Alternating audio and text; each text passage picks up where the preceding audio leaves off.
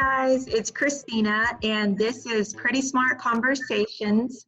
Today I am interviewing Texas House of Representatives Christina Morales.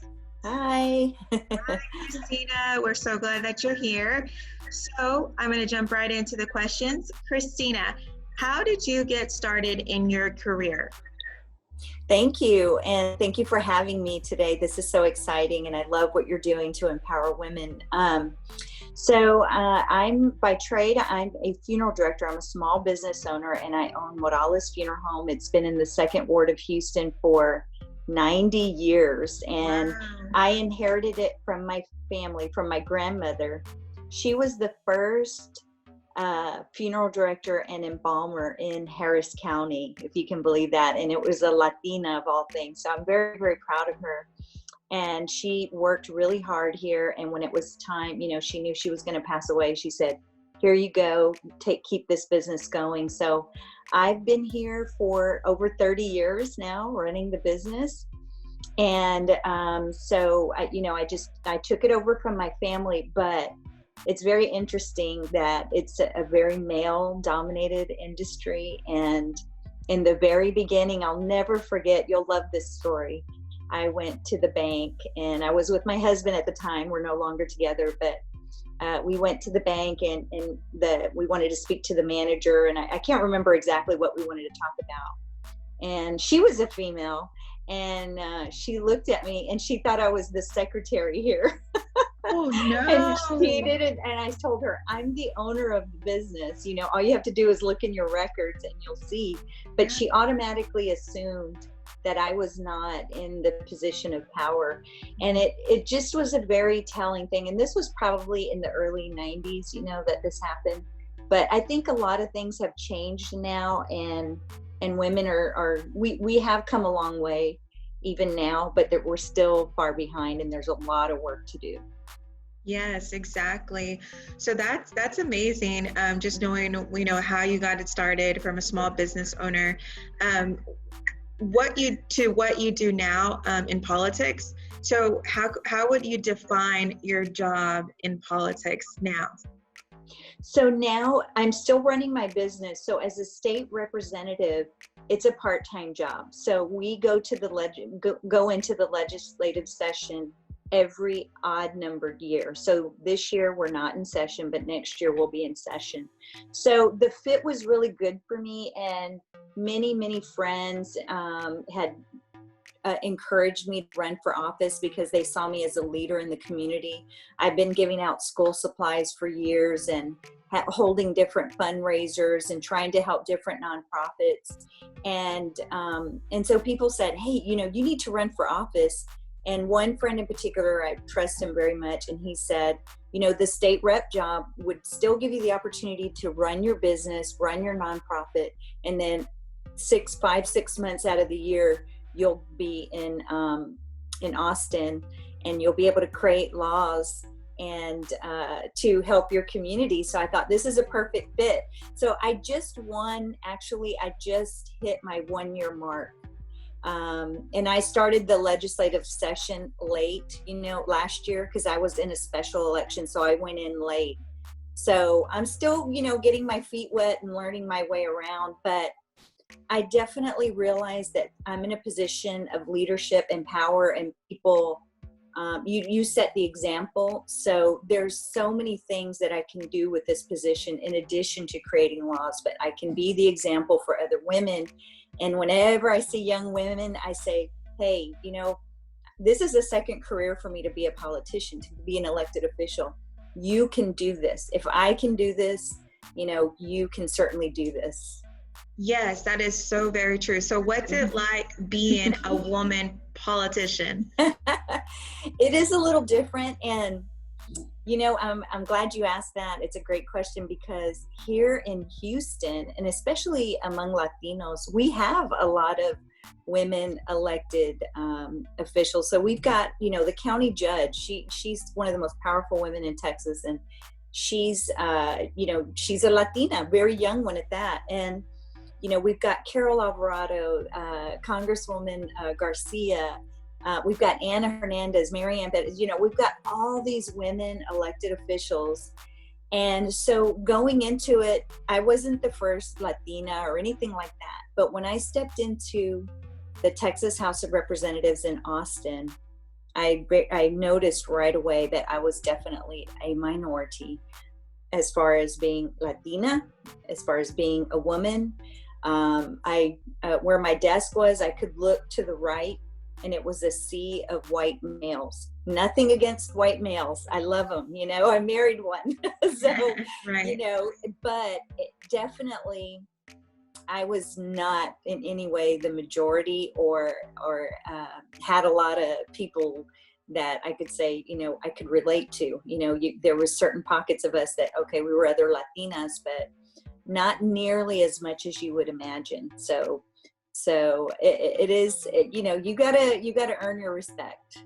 Definitely. So, not only being a Latina, but also a woman, can you give an example where the men and women are different in politics? The biggest thing that I see is when it comes to women's health. And I actually was just flabbergasted because I signed on to a bill this past legislative session, and it was to provide mothers who were on Medicaid extra months of Medicaid coverage after they've given birth to a baby. Right now they only get 2 months. And I've had 2 children myself, and I know it takes a while for your body to get back to normal after you've had a child. Yeah. And 2 months is not nearly enough. So I signed on to a bill to extend it to 1 year. I think, 1 year is enough time for a woman who just gave birth to a child to make sure that she has the insurance she needs so she can go to the doctor and do what she needs to do. And we couldn't get that passed. And it was very sad. And these would come from federal dollars, so it wouldn't affect our state so much. And it was very sad that as women, we tried to get that passed and we couldn't. Wow. Yeah. That's amazing. So what has been the biggest challenge being a woman politician? We always try to get our message across. We're mothers, and in certain communities, a lot of us are single mothers, unfortunately, but it's a sad reality of some of our vulnerable communities. Family issues, and, sometimes we're not so afraid to talk about mental health. And I just think that as women, we need to be at the table making the decisions, and especially when it comes to our body and our health. All of the decisions that have been made about our body and our health have been made by men. And it just doesn't make any sense. If you've not given birth, if you've not had to go and get a pap smear, if you've not had to have a breast exam, why should you make the decision about those things? It should be a woman's decision. And we definitely need to make up at least half of that decision-making process, if not more. If not all of it. So, yeah. That's so true. And I believe in, the progress that women have made, and I do believe that, you're still working on that progress now. And now moving into really other issues that address the gaps in skills and in gender and in, executive careers. So how do we address the gender gap in STEM and executive careers? I love that I was a part of the American Leadership Forum, and one of the things we did was we did a lot of exercises about communicating with others and telling our story.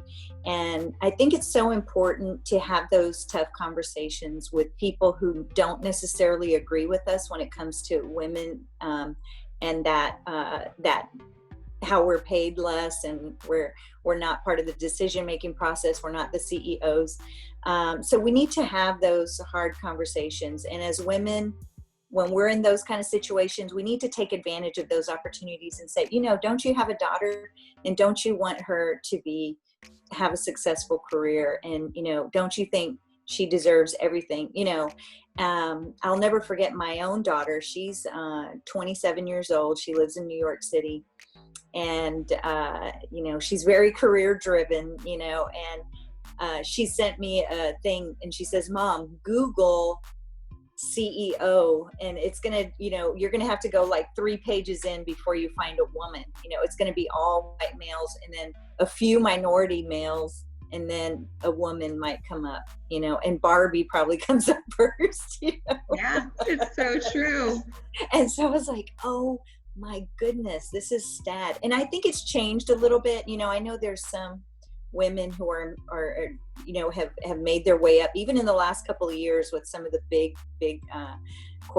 corporations out there, but we still have a long way to go. And there is no reason that men and women should have time off when a child is born, both. And there's no reason that they shouldn't get paid the same, equal work, equal pay. I'm all for that. And I've been part of the Women's March and, been very vocal about how I feel about women being treated fairly.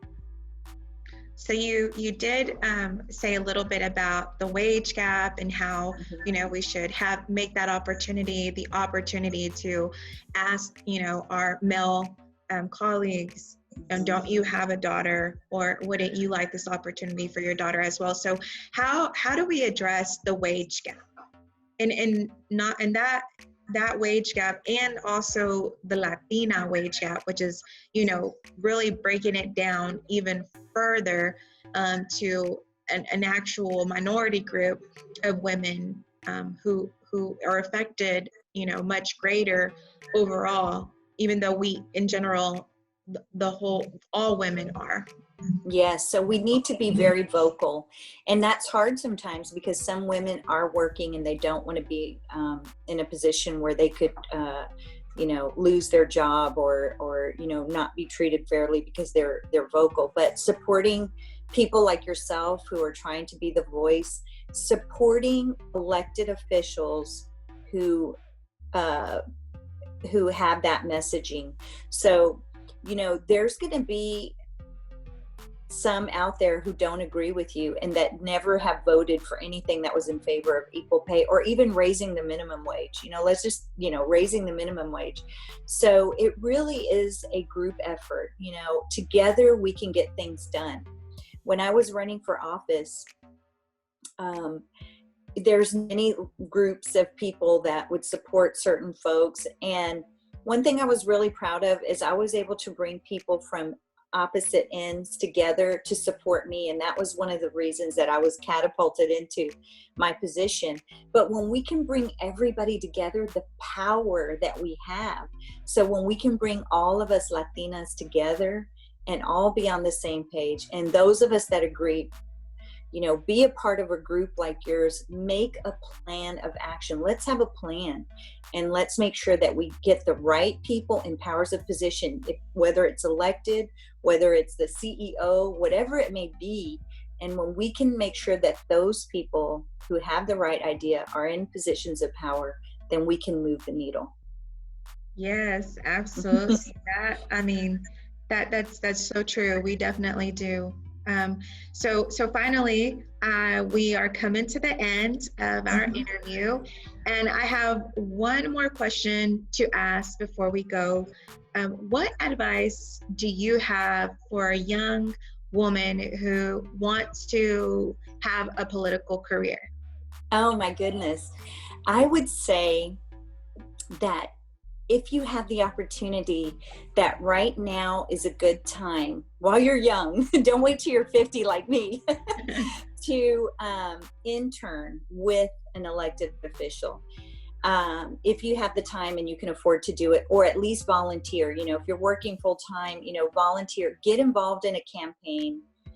I didn't have a lot of that. I had always contributed to different elected officials, but I had never really worked in a campaign or with their office. So if I had had that, I think that would have given me a nice advantage, but I would definitely recommend that. And another thing is, what are you doing in the community? You know, I was giving out school supplies for 23 years.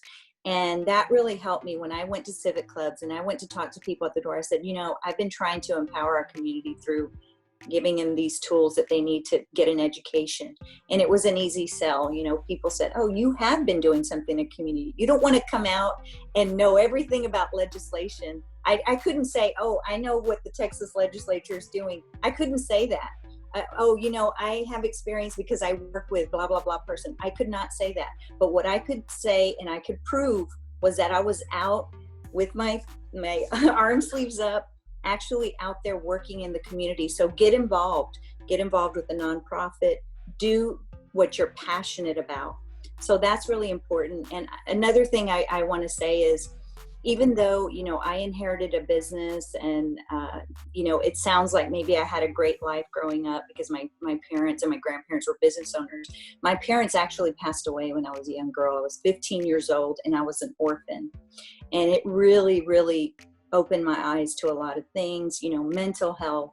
You know, people need low income housing because what if their parents did die and they needed a place to live? You know, we need advocates for young people, you know, when they are in these vulnerable positions.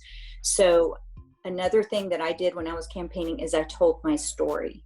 So be comfortable with your life story because good or bad, you can use that story to become amazing. And that's something I tell young women. Good or bad, your life story determines who you become. So use that story to become amazing. We can all be amazing women. Yes, I agree. And you are amazing. You.